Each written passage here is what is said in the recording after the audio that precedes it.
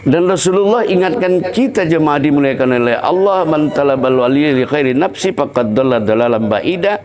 Jangan pernah kamu mencari Tuhan di luar diri kamu. Kalau itu yang kamu lakukan, kata Rasulullah, kamu adalah orang yang tersesat.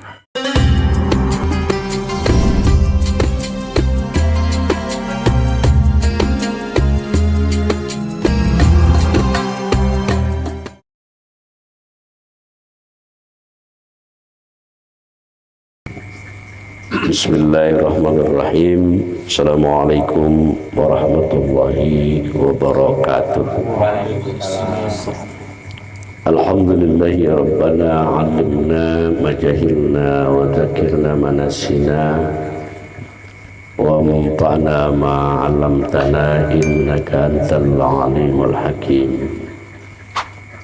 Asyhadu an la ilaha illallah wahdahu la syarikalah wa asyhadu anna Muhammadan abduhu wa rasuluh. Allahumma salli ala sayyidina Muhammad wa ala alihi wa ashabihi ajma'in, amma ba'd. Qala Allah ta'ala bil Qur'anil Karim, bismillahirrahmanirrahim, sanurihim ayatina fil afaqi wa fi anfusihim hatta yatabayyana lahum annahul haqq.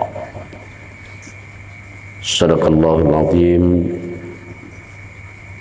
Jemaah yang berhadir pada malam hari ini yang sangat saya hormati, senantiasa doa saya buat kita semua, semoga Allah senantiasa memuliakan kita, mulia di dunia ini dan mulia pula kita kelak di akhirat. Bersyukur kita kepada Allah Subhanahu wa taala dengan melafalkan ucapan alhamdulillahirabbil alamin sebagai balasan atas nikmat yang begitu banyak Allah berikan kepada kita. Dan saya tetap membangunkan pusat kesadaran kita, sekecil apapun nikmat yang Allah berikan kepada kita dalam kehidupan ini, ya benar-benarlah kita gunakan sebagai sarana kita untuk tetap beribadah kepada Allah Subhanahu wa taala. Dan insya Allah dengan demikian kita dicatat Allah di sisinya sebagai hamba Allah yang syakirin, yang artinya yang pandai bersyukur dan senantiasa bersyukur kepada Allah Subhanahu wa taala. Lantunan salawat berangkaikan salam sama kita diakan kepada junjungan alam baginda Rasulullah Nabi Muhammad sallallahu alaihi wasallam. Allahumma shalli wa sallim wa barik alaih. Mudah-mudahan senantiasa kita mendapatkan syafaatnya dunia maupun akhirat. Jemaah yang dimuliakan oleh Allah, dalam mukaddimah tadi itu terdapat dalam surah Fussilat ayat 53 di mana Allah berfirman, sanurihim ayatina fil afaqi wa bi anfusihim hatta yatabayyana lahum annahul haqq. Kalau kita lihat terjemahnya, aku menampakkan diriku kepadamu, aku menampakkan diriku kepada kamu sebagai bukti apakah aku berada di angkasa atau dalam diri kamu sendiri, hingga jelas benar bagimu bahwa Tuhan itu benar-benar ada. Jemaah yang dimuliakan oleh Allah Subhanahu wa taala, di mana mungkin lahir sebuah pusat kesadaran di dalam diri kita kesadaran tentang keberadaan Allah sebagai wujud yang mutlak di diri kita. Kalau pengenalan kita kepada Allah tidak mencapai kesempurnaan sebenar-benar pengenalan, maka tuntutan syar'inya kita terus beramal. Teruslah beramal, tetapi beramallah dengan amal ma'rifah, amal yang bermakrifat. Ya, itu sangat dianjurkan oleh Allah Subhanahu wa ta'ala. Karena kalau seseorang itu tidak beramal dengan amal ma'rifat, ya, bagaimana dia mengalamatkan amal ibadah yang dia lakukan itu? Kita melalui komentar-komentar yang sudah sering kita dengar, di mana mungkin surat yang kita kirim kepada seseorang itu akan sampai kalau alamat tempat kita mengirim itu tidak jelas. Maka dapat dipastikan surat itu tidak akan pernah sampai.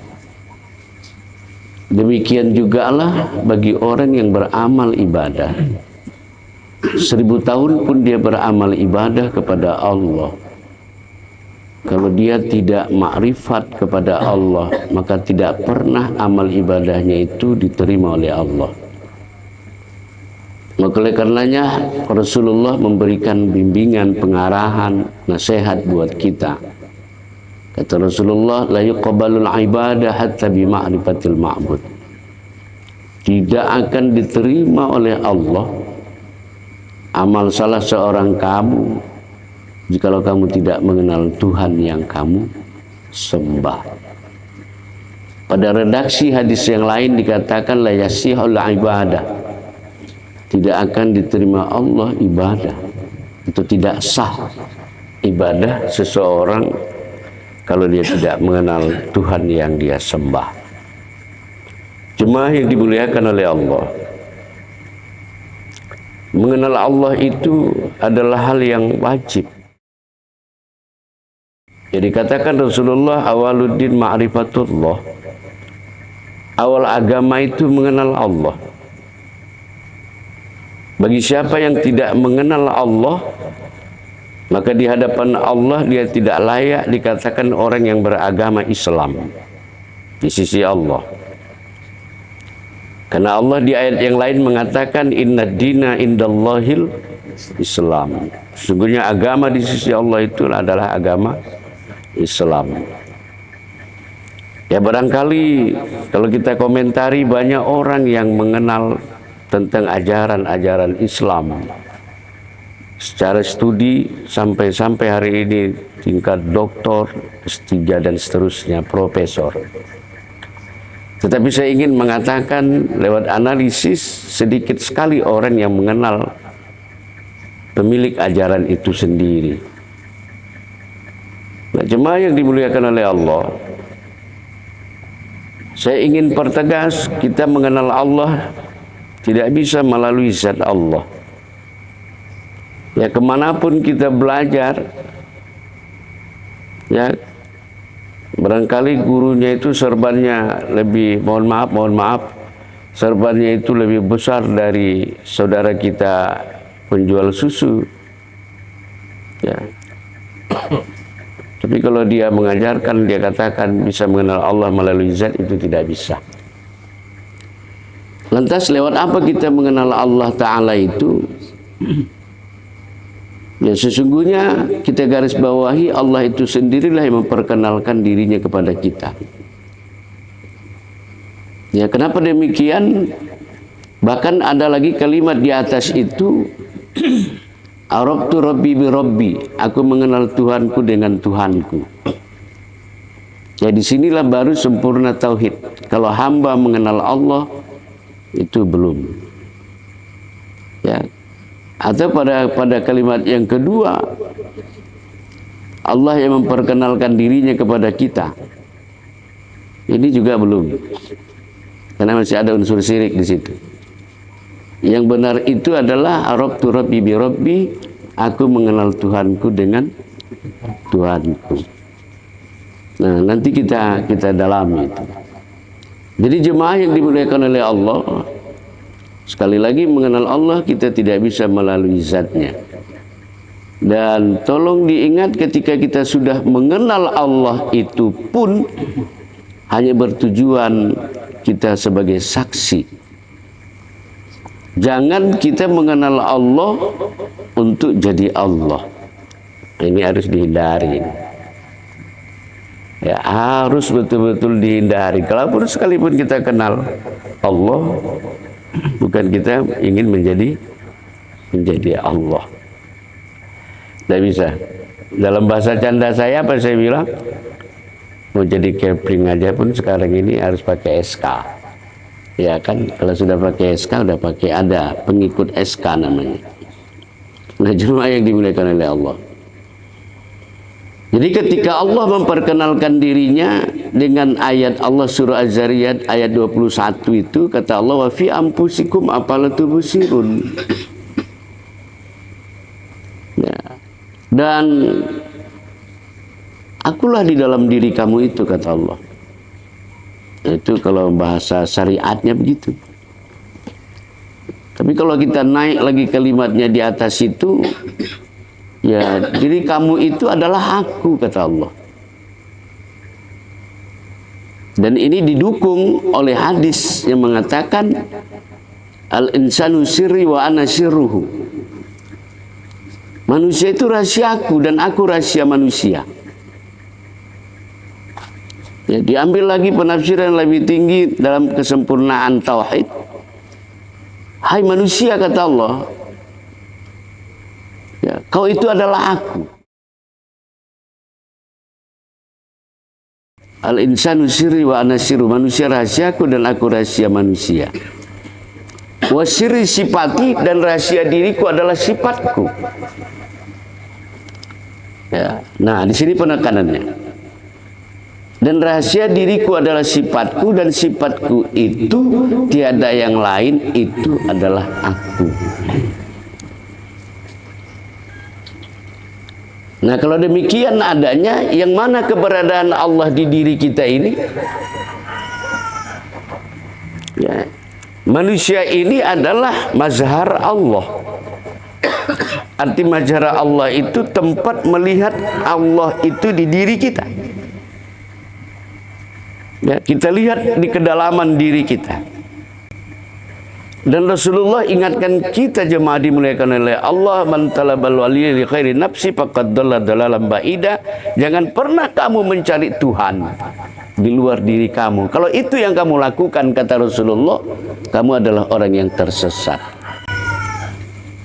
Maka saksikanlah Allah itu pada diri kita. Ya, berangkat kita dari yang paling dasar, yang mana Allah pada diri kita. Ya, saya mau jemaah dimuliakan oleh Allah, ini kita sudah mahir. Ya, Allah menampakkan dirinya kepada kita, dan itu mesti Dia lakukan. Kalau itu tidak dilakukan oleh Allah, di mana mungkin kita bisa mengenal Allah? Apatah lagi Allah itu wajib bersifat wujud. Arti sifat wujud itu wajib Dia ada. Harus nampak. Kalau saya katakan HP, pasti mesti ada barangnya. Jemaah yang dimuliakan oleh Allah, ya, bukanlah diri yang kita maksud yang selamanya ini adalah diri yang jasmaniah kita ini. Yang kita akui inilah selamanya ini diri kita. Tapi untuk mengenal Allah, ya, melalui mengenal hakikat diri, sebenar-benar diri. Ya. Hanya 7 jemaah yang dimuliakan oleh Allah. Tapi ini bukan sebuah hitungan batasan. Ada 7 sifat Allah yang ditajallikan Allah, yang dinampakkan Allah, dan inilah keberadaan dirinya. Ya, garis bawahi kalimatnya itu biar jangan ngawur nanti. Ada 7 sifat Allah yang Dia nampakkan pada diri kita. Ya, dan itu Dia bertempat pada diri kita. Maka inilah yang harus kita lihat. Inilah yang harus kita tilik. Inilah yang harus kita saksikan. Dan dalam kajian tasawuf, ini akhlak kita kepada Allah. Ya, menyaksikan itu. Yang 7 itu. Satu keharaman bagi orang yang menjalankan kajian ini kalau dia tidak menyaksikan itu. Ya, haram. Jadi hal yang mesti, tidak boleh tidak. Nah, jemaah yang dimuliakan oleh Allah, maka pertanyaan kita untuk lebih kita lagi mendalami dan mendudukkan kajian ini, yang mana Kau ya Allah di dalam diri kami ini? Maka dalam kajian tauhidus sifat, saya katakan tadi ada 7 sifat Allah yang Dia tajallikan pada diri kita. Ya, saya ulangi. Kita bisa hanya mengenal Allah melalui sifatnya. Tetapi di dalam sifat itu tidak mungkin ada sifat kalau tidak ada zat. Maka sifat itu sesungguhnya jemaah dimuliakan Allah itu adalah kenyataan daripada zat. Maka setelah kita nanti paham, lihatlah diri kita, jangan lihat bentuk insannya. Jangan terjebak kita kepada bentuk. Ya, tetapi lihatlah sifat Allah itu. Yang mana sifat Allah Ta'ala di diri kita? Kuasa yang kita miliki ini. Ya, kuasa kita bisa berlari, berjalan, duduk, beraktivitas. Itu bukan kuasa kita.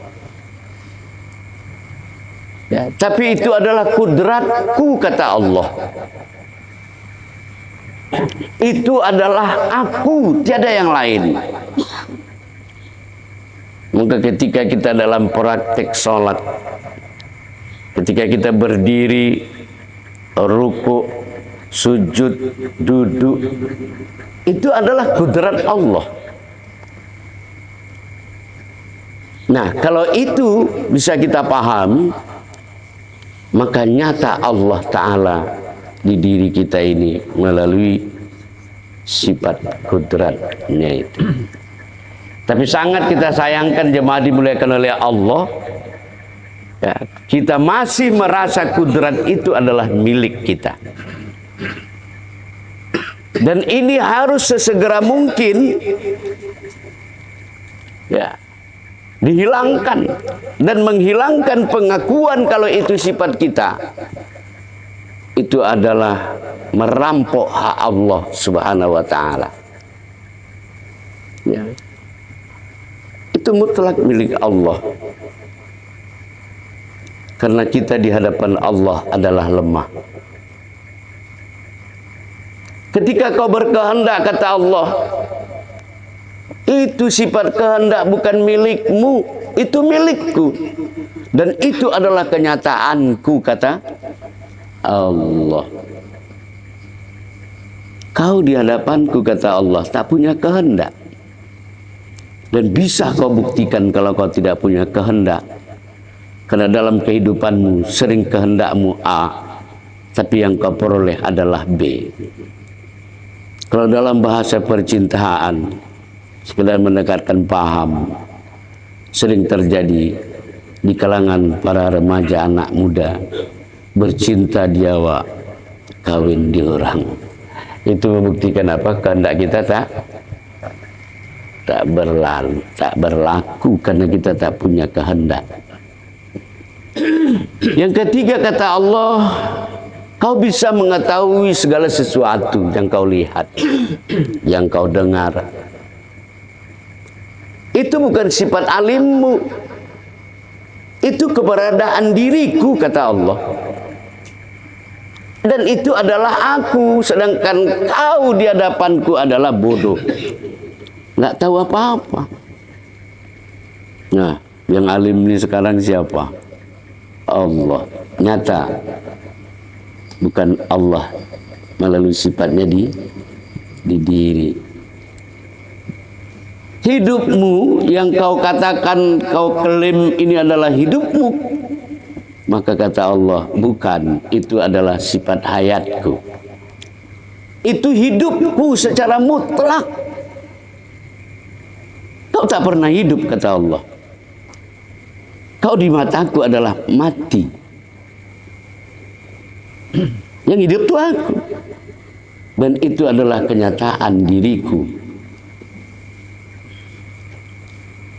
Berikutnya kata Allah, dulu kau merasa kaulah yang mendengar, dan kau bangga dengan pendengaran itu, dan kau klaim kaulah yang mendengar itu. Sesungguhnya kata Allah, itu adalah sifat samaku, dan itu juga adalah aku, tiada yang lain.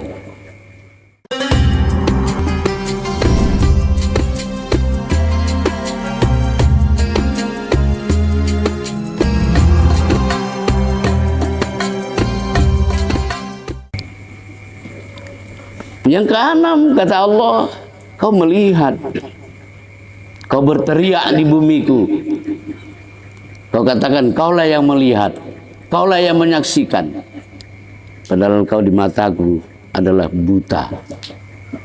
Yang melihat itu adalah aku. Kau berkoak-koak mengatakan kaulah yang pandai berbicara, kau orator dan lain sebagainya, yang sebangsa dengan itu. Padahal kata Allah, yang berbicara itu sifat kalamku, itu adalah aku. Kau bisu kata Allah.